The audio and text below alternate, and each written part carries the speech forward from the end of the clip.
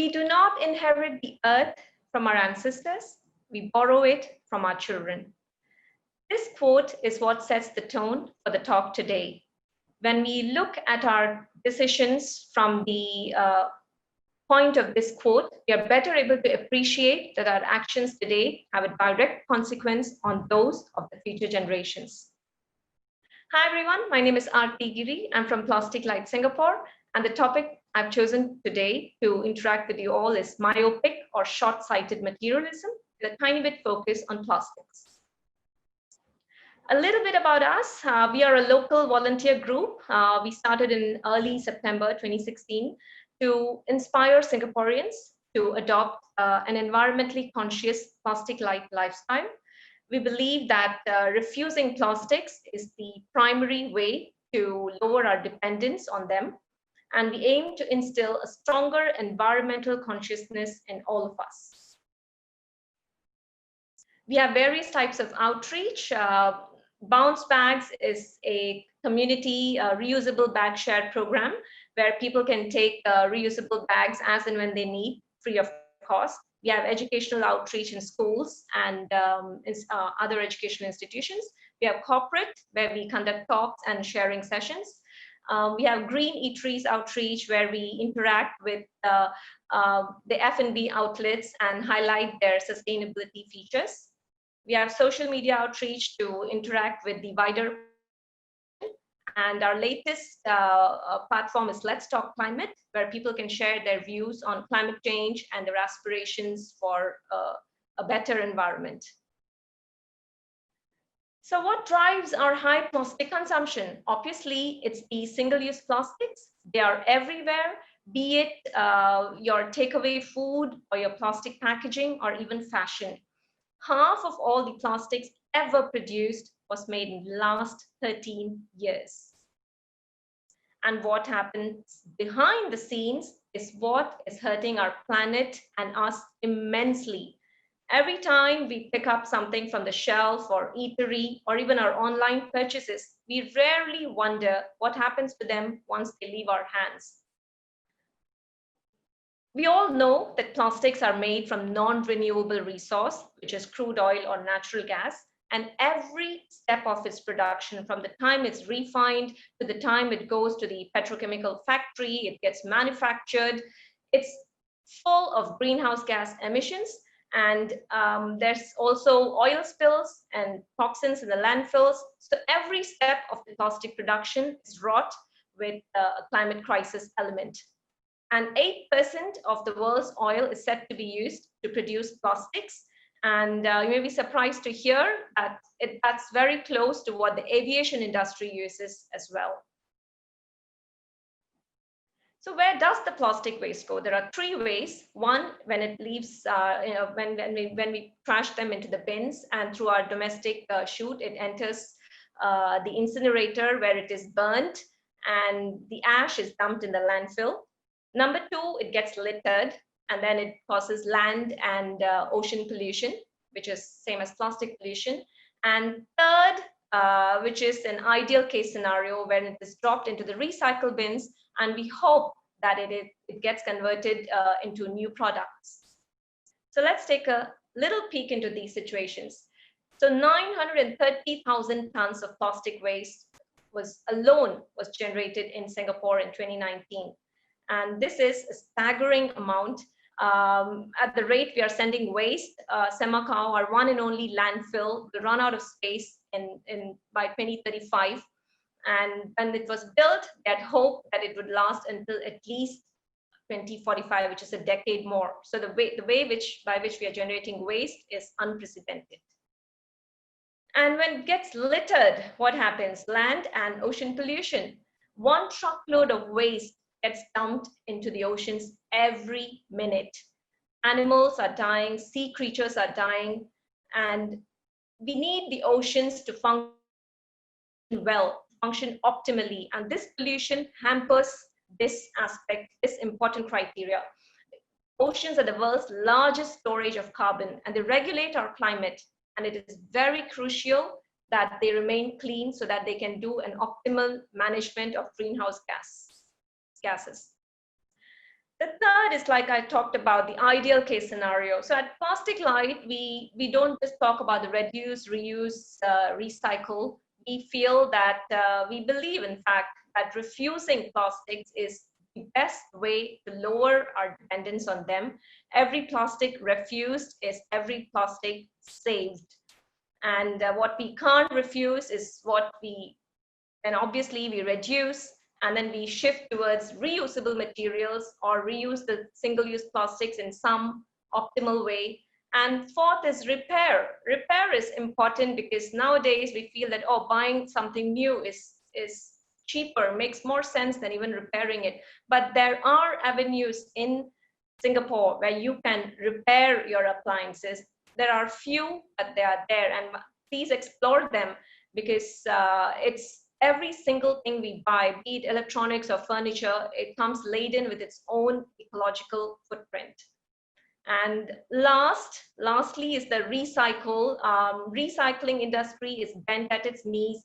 The price of oil is so cheap that it's cheaper for you to buy brand new plastics than to recycle them. And recycling industry is also not functioning the way it was supposed to be, with many countries not taking the plastic waste from other first world countries, and it's really piling up and in landfills. So recycling is not really a license to use plastics, and it's the last art to be practiced. So you may have heard of microplastics. They are everywhere. They are tiny enough, like 1 millimeter or even smaller. Some are like called nanoplastics, which can't even be seen with naked eyes. They are present like in the form of microbeads in your toothpaste or face wash, where you get the scrub effect, and in microfleece in polyester clothes, which are not cotton, or those unnatural or synthetic clothes, as glitter found in arts and craft supplies. And of course, when plastics break down over time, we end up with microplastics as well.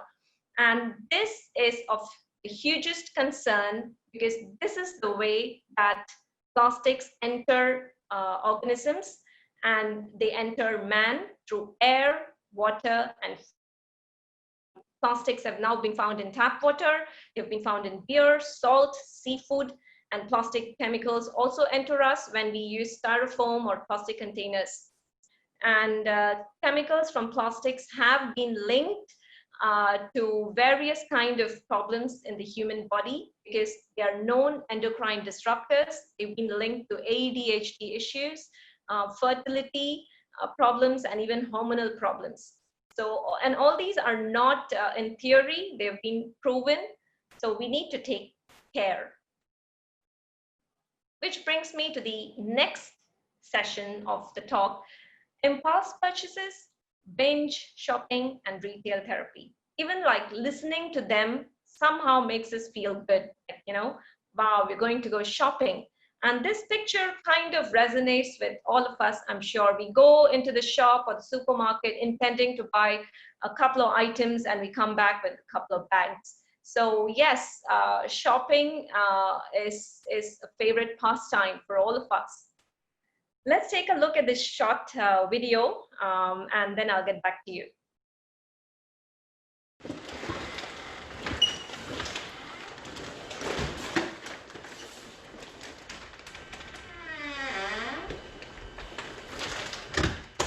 Let me rewind and explain how I got here. My name is Rob Greenfield, and I'm an adventurer and an activist. I live a near zero waste life. But lately, people have been calling me the trash man, or the trash monster, trash former, or trashtronaut. I've been living just like the average American for the last month in New York City. Eating, shopping, consuming, just like so many of us are used to. With one big exception: I've been wearing every single piece of trash that I create everywhere I go.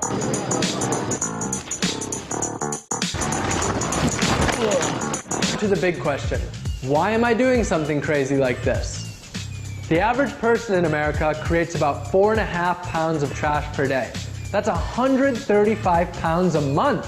And most of us just toss it in the trash can and never think twice about it. Just one of us. I get it. Life is fast and we're all busy, so we keep shopping and consuming, creating more and more stuff we don't need. It's been hard enough just wearing my own trash for a month. Imagine how the planet feels serving as the trash suit for the entire human race. So, Rob Greenfield is an American activist, and he may have represented the American society, but I'm very sure that our lifestyle here in Singapore is just as wasteful. We believe that Singaporeans are fond eating and shopping, and we don't go for nature visits, we go for mall visits. So yes, monitoring our waste is the primary way we can go about reducing them. Let's take a look at the growth of online shopping in Singapore. In the past 4 years, it's in some of the industries, it's food and personal care and even toys, it's almost doubled. And fashion, electronics, and media, we are so comfortable with online shopping that we are a smart nation and we have taken to it really well.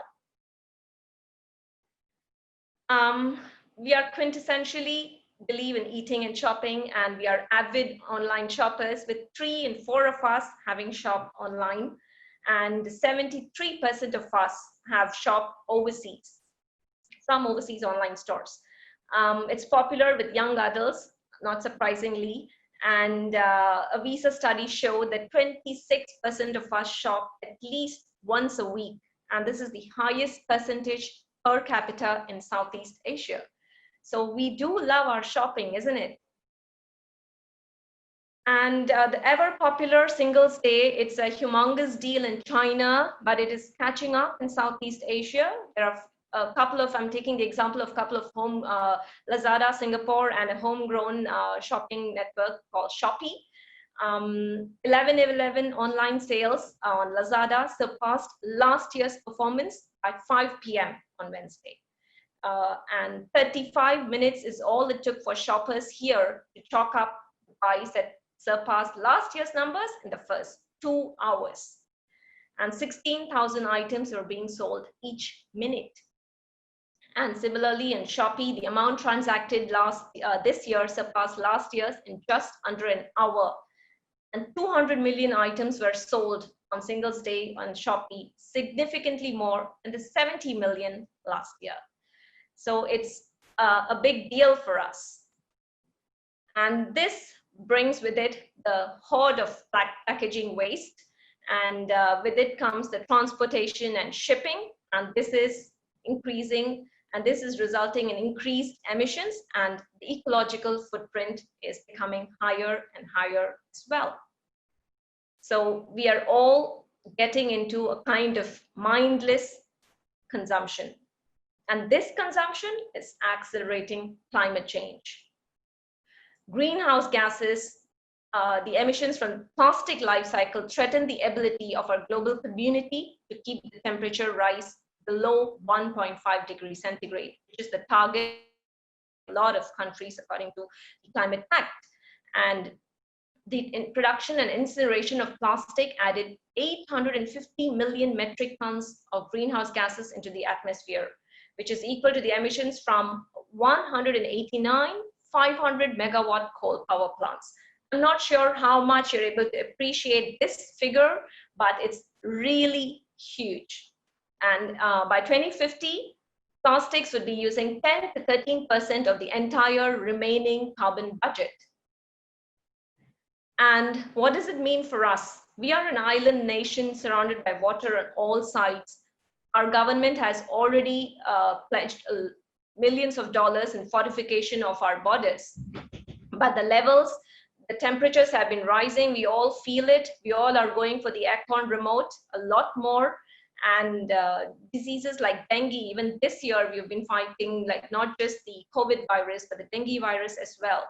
And diseases like these are set to rise in the tropical climate even more. Excuse me.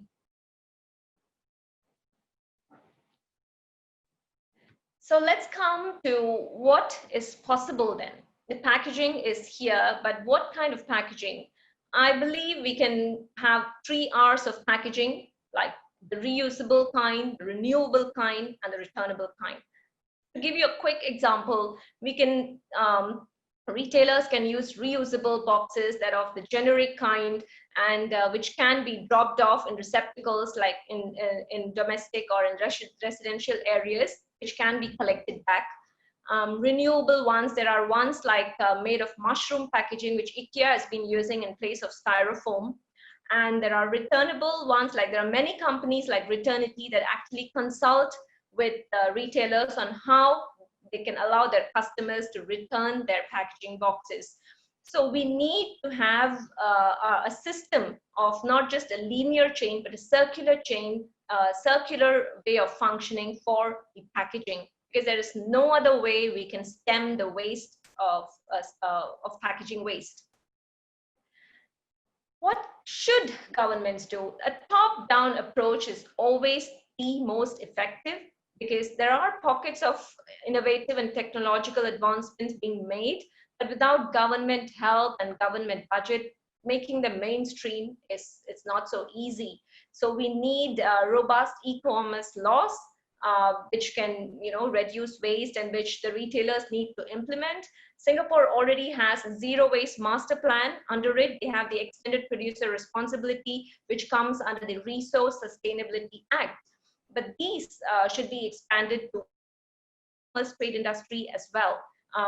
As of now, I don't think this part has been included, and it's imperative that we need to have these rules and regulations in place. So, but yes, the government has to do some things, I understand, but what about us? We, the consumers, are we apathetic about the environment? We feel that, oh, my efforts alone make the difference, or that this is not my responsibility, it's the government's. What can one person alone do? But the time is not for these kind of questions, because we are at a crossroads. Humanity is at the crossroads. We can either take it business as usual and just keep consuming, or we can adopt empathy into our lifestyle and make more eco-conscious decisions. Because if not us, then who? If not you, then who? Because the choice may be ours, but the future is definitely our children's. So we need to reassess our consumption habits. Right now, the environment is a tiny aspect of our decisions. We are the society, and we think that the economy is like the all and end all of our life. But we need to move towards this scenario where the economy is just a part of the society and doesn't supersede everything, because we are all part of the environment. And to transition to this kind of economy is the one that can actually sustain us. Because I believe that economy wise and environment foolish is a perfect recipe, is perfect fodder for climate crisis. Understanding personal consumption habits is key, and we need to move away from instant gratifications and impulse purchases. Let's see some green tips towards less waste. How about adopting a 24-hour sit on it rule? Oftentimes, like, you feel that, oh, this looks nice, let's buy it. But when you actually sleep on it, and the next day you feel like, oh, it's okay, I think I can do without it. Or maybe this is not such a great idea, I won't miss it. So 24 hours before you buy, it's always a good habit to follow. We can always check the items availability in physical stores. Sometimes, we feel that, oh, it's cheaper online, but is it significantly cheaper? And number two, you can also avoid returns. Sometimes the sizes don't fit, and like, you for clothes or footwear, the fitting matters. So you can always check out to ensure the fitting in local stores. And then if it really makes sense, then you can buy them online. But even then, buying domestically online makes better sense ecologically than importing them from overseas like China or even America. consider renting or even buying second-hand, because there are a lot of avenues in Singapore where you can, really practice these habits. We don't really need so many clothes in our wardrobe, but if we do really enjoy it and we like ourselves in new garments, then we can always swap our clothes, have a swap party or have a second-hand party, and we can, have more fun, and also not really have such a wasteful shopping trip. Like I already shared, we can buy from domestic suppliers, because the carbon footprint because the item is already in Singapore, it makes better sense for you to go for that item rather than save $2 or $3 and getting it all the way from overseas.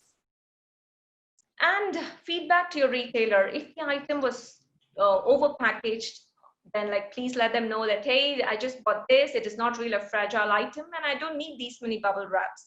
Or if it came minimally packaged, and commend them, let them know that you appreciate the fact that they were environmentally conscious. So let them know either way. And gifts don't really need to come in a box or with a ribbon. You can gift experiences to your family and friends. You can spend time with them, go for outings, go for a good meal, and there are lots of ways we can spend quality time with our family this Christmas.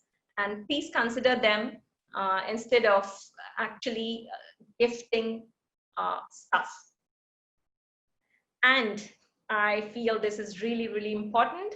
We need to read up, because there's nothing I can tell you in 30 minutes, like what you can actually, when you surf, when you browse, when you read, when you read up about the problems that we are facing, in terms of climate change or in terms of environmental endangerment, then you will understand better how your actions are, a part of the problem, not part of the solution. And this will help you to adopt habits that are more ecologically friendly.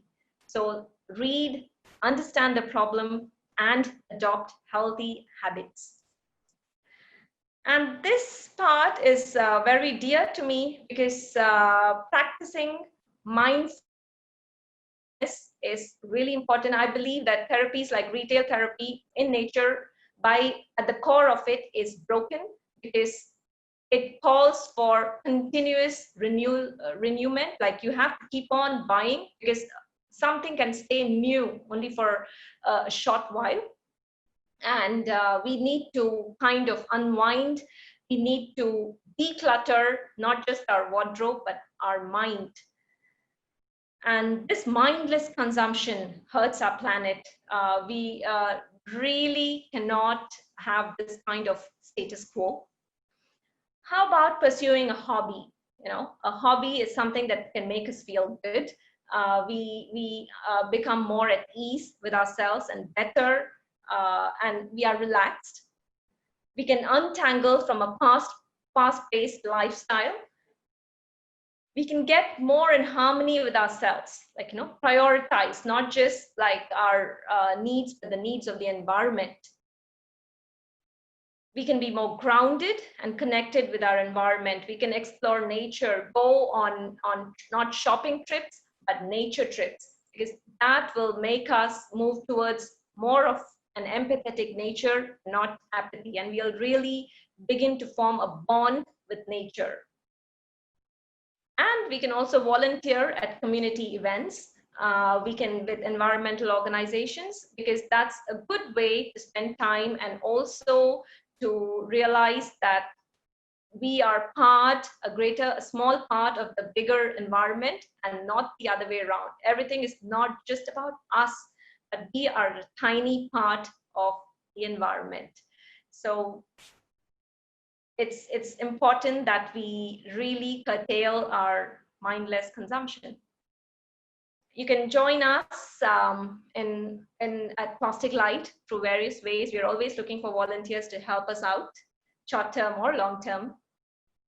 And I'd like to wrap up today by a famous quote by environmentalist Dennis Hayes.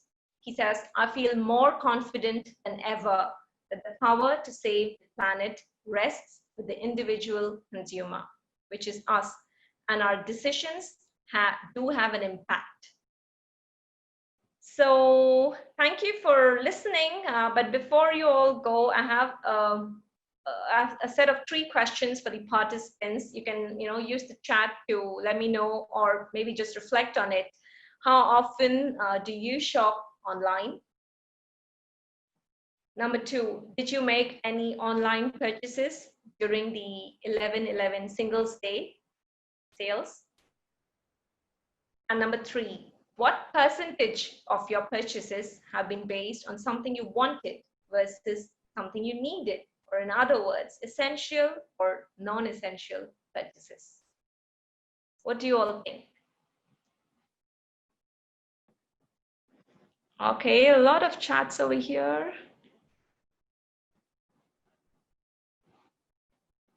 Probably 60%. Annabelle says probably 60% essential. Infrequently, okay. Nothing on 11/11, yay. And essentials, most often based on needs. That's lovely. Don't shop online. Often didn't buy anything. Wow, I don't think any of you actually needed this talk, by the way I can see the chat. I'm very happy to hear. Okay, bought on 11/11, but not Black Friday. Thank you. Thank you, everyone, for attending. I don't see any questions. Oh, you're most welcome. I hope I made a tiny bit of difference regarding mindfulness. Any questions? Or please reach out to us off the platform as well through Plastic-Lite. Chandrika says, very rare, very good, nothing on Black Fridays, cool. And she's a minimalist. Wow, I don't think even I am a minimalist, but well, my shopping is usually essential, but I'll try to be a minimalist as well. Thanks, Chandrika. Thank you all for attending.